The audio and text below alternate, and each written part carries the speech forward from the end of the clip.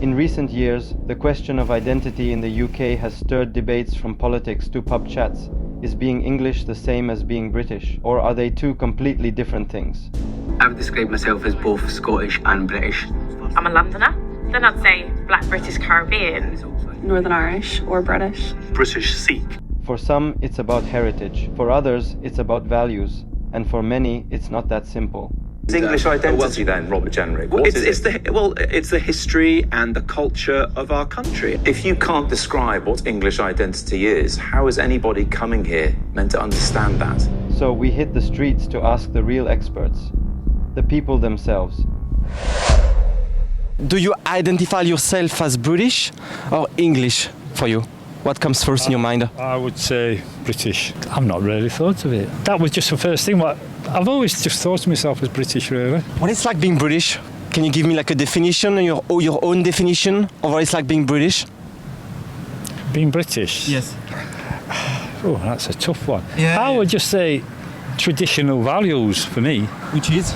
My values, it's same as what my parents was, and them. Just work hard and you can achieve anything, yeah? All right. Basically. It's like the British dream, you would say? Yeah. I mean, they say USA is a land of opportunity, but I think here's more so. Oh, okay, that's interesting. Yeah. So you think the UK, you have like a lot of opportunities in the UK to develop yourself? If you want to work and get on, you can get on. Do you think British identity is changing, with the young generation, or maybe the immigration? What do you think about that? This one? Yes, I would have to say yes on that. Yeah. There's too much far left at the minute, because I think we are just more than tolerant. And when you let's look at the Baltic states and things like that, yeah. where there's just zero immigration. Russia, zero. Enough's enough, basically. All right. So you think there are too much people coming to the UK, not integrating? Yeah, it's the integration, I think, what's the problem.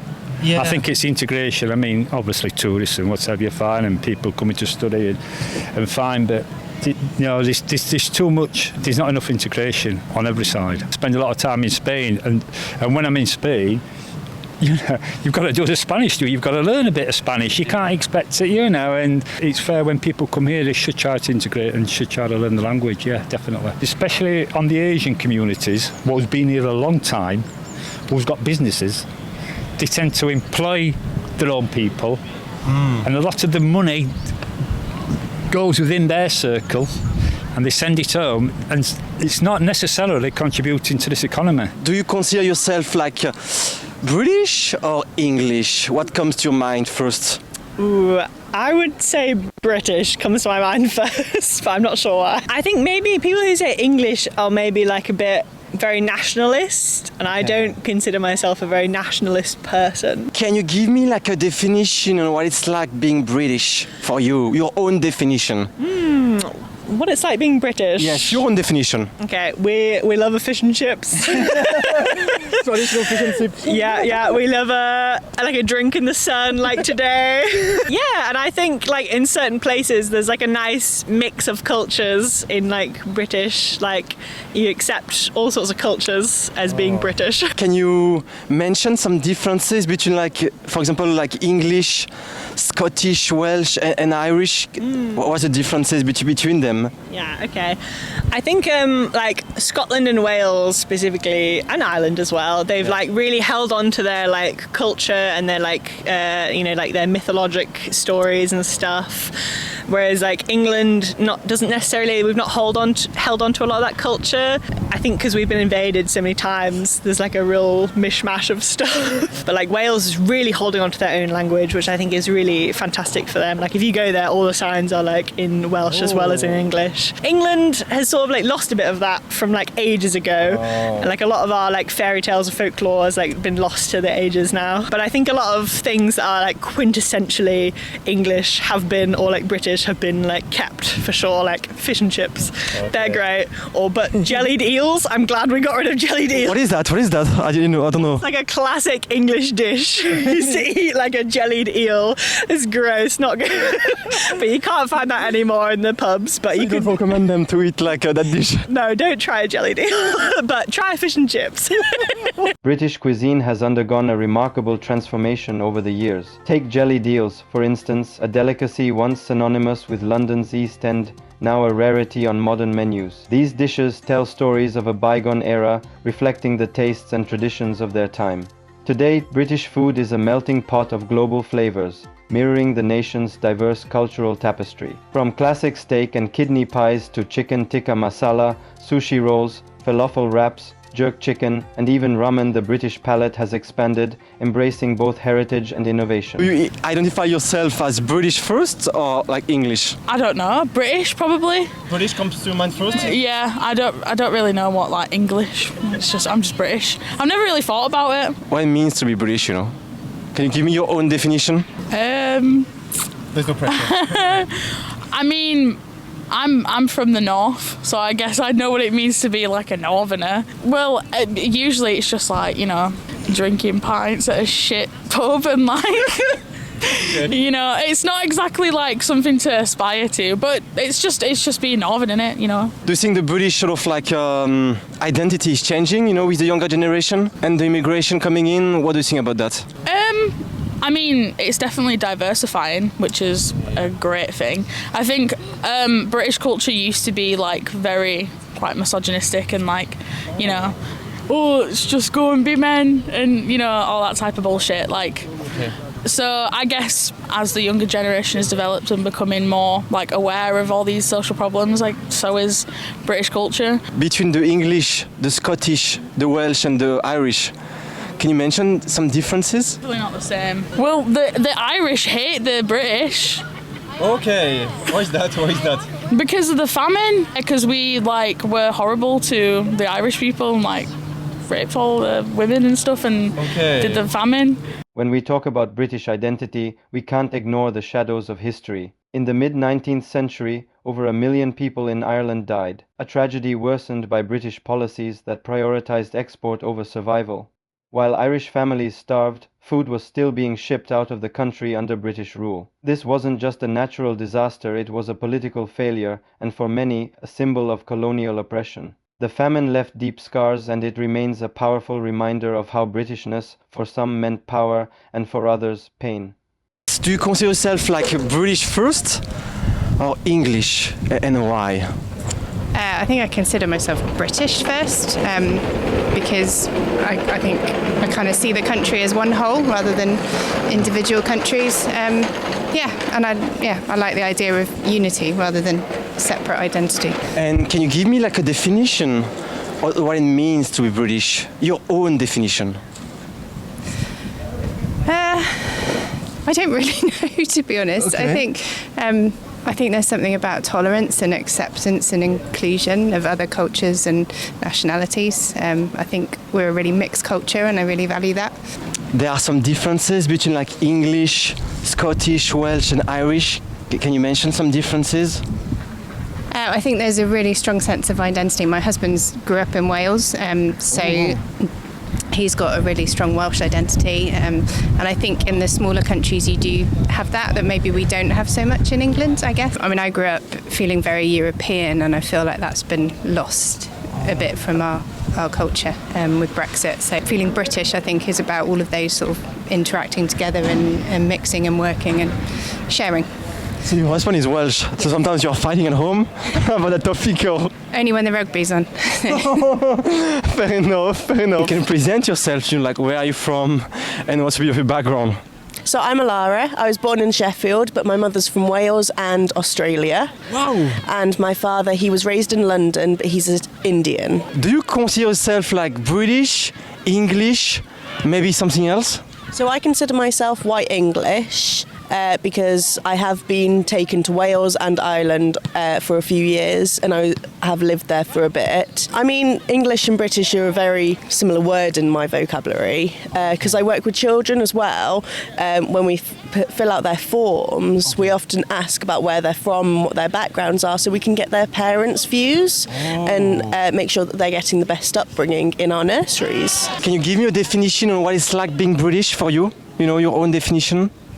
So British to me is just living in Britain and having the views, the British values and things like that. So we've got things like making sure that we value democracy and everything like that, the 5 core values of Britain.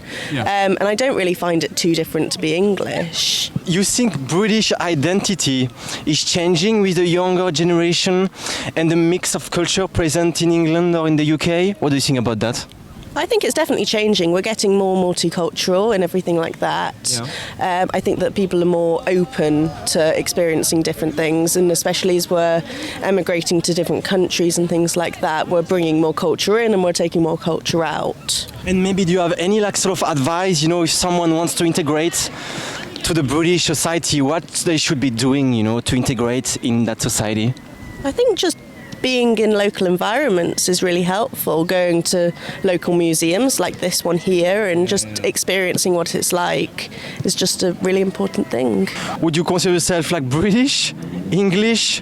What would come to your mind? I would say that I'm British because I think my parents don't come from England. One's from Scotland, one's from Ireland, so I would say I was British. So what it's like being British? Can you give me your own definition of being British? I don't know, it's quite hard to say, I suppose. I suppose we have our own food culture. We have that's British, Yorkshire puddings, roast potatoes, roast dinner on Sunday, fish and chips. I think those things are kind of classic sort of British cultural food, you would say. But then music is quite important as well. I think we've got quite a cool, rich British musical history. The Beatles, lots of different genres. But I think what I would say about Britain overall as well, and being British, I think there are lots of different elements of different cultures, and historically and relatively recently, that we've kind of absorbed into our own culture and accepted into our own culture. And I think that comes from immigration and our history of being invaded long ago. We've got that history of other people coming over and then us adapting and blending them together. So I think that is part of being British. British identity is changing, with the younger generation, and as you mentioned, the immigration blending in. Do you think the core British identity is changing? I'm not sure, because I think we've always had those challenges around sort of people coming to our country. When I was born in the 70s, and at that time when I was kind of maybe in my sort of when I was about 12 and into my early teens, there was a lot of immigration then. There was a lot of hostility towards that, but also I think there were two sides of it. So my dad was really hostile, even though he was Irish and he came over for work. He was really hostile towards other people coming over. But my mom was really accepting, and we had a street near where we lived, and a lot of Asian families came to live on that street, so it was predominantly Asian people living on that street, and we would walk along that street and Mum would make a point of saying hello to everybody. So I've grown up with that, and I think that's similar now to youngsters now, so they see both sides of it. They see the hostility, but hopefully they'll see the other side of that as well, where people are accepting and see that there's a lot to bring, and there's a lot. I think it makes our society a bit richer, although I think a lot of people feel quite threatened by it, and there's a lot of politics played around that as well. Migration has been at the heart of Britain's story for centuries. In ancient times, waves of Celts, Romans, and Anglo-Saxons crossed into these lands, shaping the earliest layers of British identity. Later, Viking settlers left their mark across the north and east, followed by the Norman conquest of 1066, a moment that forever changed the language, culture, and aristocracy of England. Throughout the Middle Ages and into the Industrial Revolution, migrants from across Europe arrived: Flemish weavers, French refugees, Jewish communities, all contributing to Britain's growing cities and trades. The British Empire's rise saw another shift. People from Africa, the Caribbean, India, and Asia were drawn to Britain, some forcibly, others seeking opportunity, weaving their stories into the nation's fabric. After the Second World War, Britain opened its doors once again for communities building new lives in cities across England, Scotland, and Wales. Today, migration continues to shape modern Britain, a nation of countless roots, countless stories, and evolving identities. Okay, so my name's Richard Morris and I'm living in Neath in South Wales. I'm here in Sheffield to visit my son who lives and works in Sheffield. You consider yourself first Welsh or British? I'm both. I'm both Welsh and British. What I'm not is English. Do you like English people? I love English people. I've been married to an English woman, so yeah, of course. That's interesting. Yeah, my son lives in England. My daughter lives in Scotland, so we're all British. Could you give me your own definition of what it's like being British? Being British is more about the history of the nation, of the country. The Christian faith unites us, or united us in the past, certainly. A lot of that has been lost, unfortunately. But so that common heritage in the religion, in our faith, and of course in our history in defending our country against invaders and enemies, and so that always brings us together. And the bond between the Scots and the Welsh, the Celtic link, and the Irish too. So there are strong bonds between us. Do you think the British identity is changing with the young generation and the blend of culture we can find in the UK? I think it is changing. I think it's difficult to describe how or why, because we are in that process of change now. I think we are losing things that make the British unique. I think we're still different from the Europeans. I think British still see themselves as separate from the Europeans in many ways. We identify with Europeans, we love Europeans, but we still see ourselves as different. I feel like, a lot of people are mentioning that immigrants were not really, trying to fit in the society in the UK. What would they need to do, to fit more in the society in the UK? What would be the steps they would need to take? That's difficult to answer because I know that if I was a Welsh person living in another country, I'd want to hold on to my identity and culture and religion. Yeah. So I understand that. There is clearly a danger in that becoming diluted. The danger is in one culture dominating another, one religion dominating another. There are always dangers in that, but I think we need to be more understanding, more open, more respectful. I think respect is something that we are losing. Our culture's become very focused on the self, on the individual. Everybody knows their rights. Nobody wants to accept the responsibilities they have to their neighbour. Yeah, I'm Fionn. I'm from Wales, but I study in Sheffield, which is why I've come here. Consider yourself like British or English or Welsh? What comes to your mind first? I think I consider myself Welsh, firstly. But I guess I'm moving towards more British now, as I've lived in England for a while. What are the differences, between Welsh and England? I feel like Welsh people are quite patriotic. Patriotic, okay. Yeah. Defending themselves. Yeah. And I guess the language as well. So we try and keep the language going. So it's completely different to English. How did you learn English? We learn English in school. We have to learn English, yeah. So we learn it from a young child. Wow, that's amazing. That's really amazing. Can you teach me one word in Welsh? Yeah, what would you like to learn? I don't know, maybe how to... Yeah, how are you? How to say how are you? Shut wyt. Oh, wow. Shut wyt. Yeah, that's good. Wow, that's so different. It sounds a bit like Swedish. Yeah, what do you think? I guess so, yeah. I don't really know any Swedish, but... Welsh people, they want to be independent? You want to be independent? That's your dream? I think so, yeah. I think that's the aim for a while. But it's nice to be British as well, because you have all the four countries come together. What are the differences between the Welsh and England? The way you are living, the behaviour, the core values?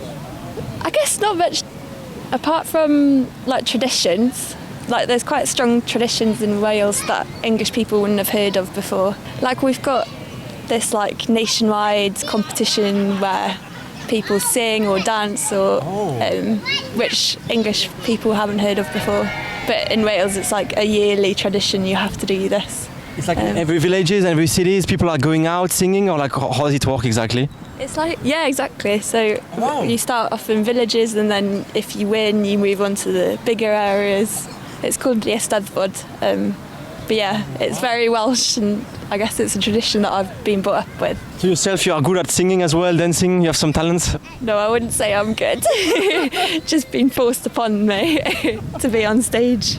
In the tapestry of British identity, Wales weaves its own vibrant thread through the Eisteddfod, a centuries-old festival celebrating the Welsh language, literature and arts. Originating in 1176, the Eisteddfod has evolved into a dynamic expression of national pride, featuring poetry, music and performance. Today, events like the National Eisteddfod and the Llangollen International Musical Eisteddfod draw participants and audiences from around the world, showcasing the resilience and richness of Welsh culture. In a modern Britain marked by diversity, the Eisteddfod stands as a testament to the enduring spirit of Welsh identity. So in your case, do you consider yourself first British or English? British. British comes to your mind? Yeah. Why is that? It's where we are. Britain. Awesome. Great Britain. Awesome. Oh, no, fair enough. Could you give me like a definition what it's like being British for you? I don't get that question. What do you mean? Like, what it's like being British for you? It's normal, I guess, because I am British. It's normal. It's just where I was born. That's all I think about it. That's all, where I was born. That's how I see it. We're just one country. And you're proud of it? Yeah. Yep. Do you think the British identity is changing with the new generation and the mix of culture in the UK? Yeah, I guess so. Yeah, I think so. That's something you enjoy? Or you don't bother me? Don't bother me at all. I'm a universal citizen of this universe. I don't believe in countries or the borders or anything at all. What is like being British for you? What is like being British, you know?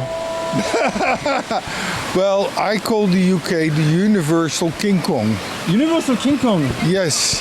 What is that? Well, that's because this whole country is part of this universe that we all exist in. So it is the Universal King Kong. Okay. Yeah. You can't say kingdom because the country I was born in the original language, dom means an idiot. So if I would say kingdom, then I would be saying in the Dutch language, the king is an idiot. Oh, okay. So that would be very insulting, wouldn't it? Yes. So how do you solve that problem? And you come up with like a... So I call it the Universal King Kong. So yeah, you can't really like define what it's like being British, you know. It's really hard for you because you believe in openness and... Well, you're using the word belief here. I'm not a believer. I am a knower who knows and sees the truth.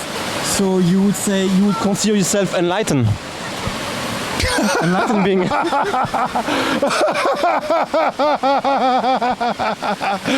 You're such a joker. I am just an ordinary person, and that's it. And so is everyone.